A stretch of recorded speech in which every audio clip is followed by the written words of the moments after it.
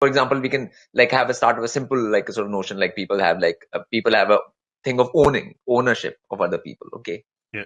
Okay. So if people have a relationship or there's a husband wife, then husband feels that it owns the wife thinks it owns the husband. Okay. And then there's a parents and kids, like so parents think they own the kid thinks it owns the parents. Okay. So that's a psychological notion. But the reality in this multiverse is that no being can own another being. Okay. So that's the multiversal truth fact. Okay. Like that there is no being can own another being. Okay. So as long as you keep on struggling with that notion of ownership, whether in all these relationships, which is what is happening most of the time in this people and the world and stuff like that, you can see it all around you.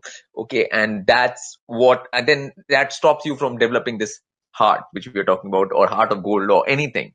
If you don't go past these kind of basics, okay, of the psychological thing, and the point is that most of the people's energies and time and stuff goes in trying to own another being. Yeah. Okay. Yeah. So and then they think that's love.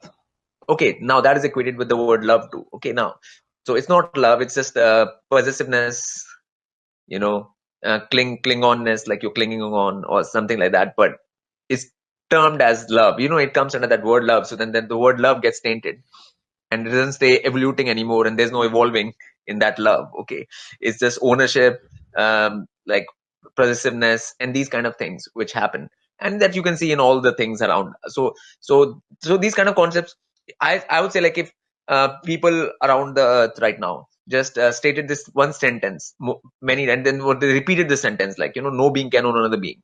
Okay, just this one sentence, if they kept on repeating, then it psychologically it'll create some space for them to understand that there'll be a different kind of earth or society or people, or like a vibration or a sort of environment we would have here.